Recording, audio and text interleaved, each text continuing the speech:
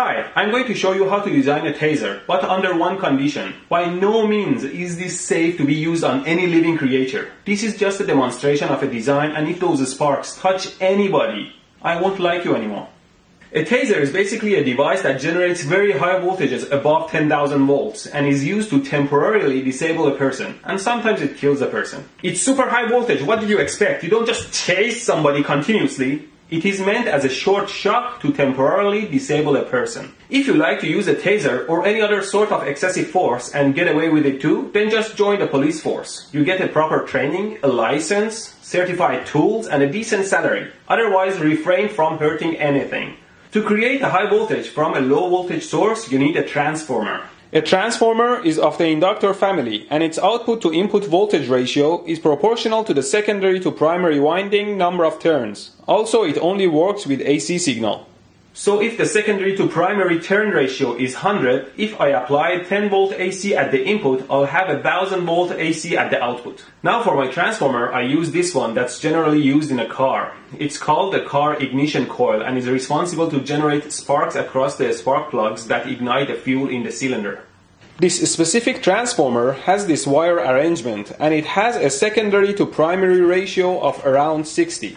So the output voltage will be 60 times the input. Here I connected a power cable to the primary to connect it to the wall plug. With 120 volts AC on the input, I should have close to 7000 volts AC on the output, which I'll measure. I'll plug it in. A quick research shows that different transformers work best at different frequencies. This transformer is obviously not made for the 60 Hz city power frequency. But wait, the primary winding is an inductor. Imagine it is this spring. If I force a voltage across it, it will charge and discharge based on what I dictate across it.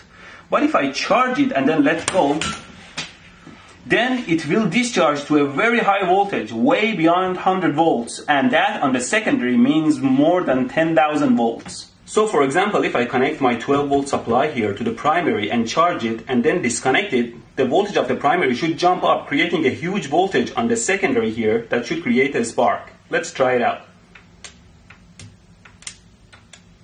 There is nothing. Is there actually a voltage?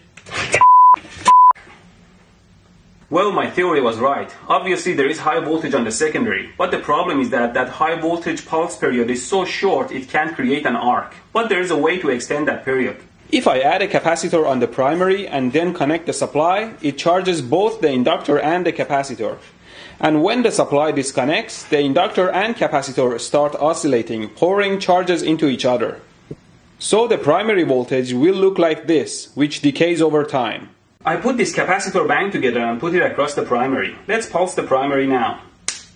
Look at that, I have sparks. Notice that I have sparks when I disconnect the supply. Now I need to make the sparks continuous, so they go zzz. For that I designed a simple circuit. If I press the button here, the relay here will switch back and forth, and that will charge the primary of the transformer, and the sparks will fly out of the secondary.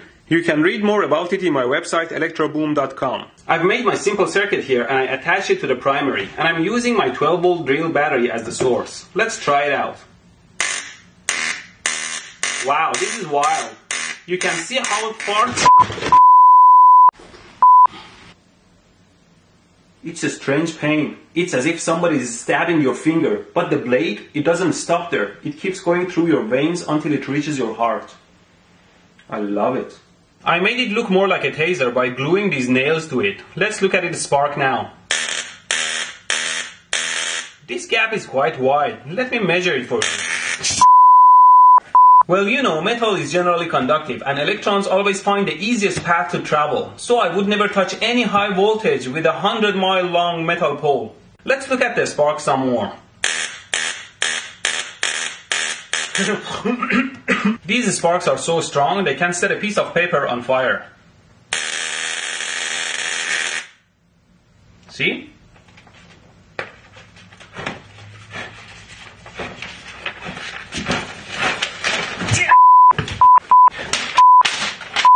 Always be careful when you set things on fire at home.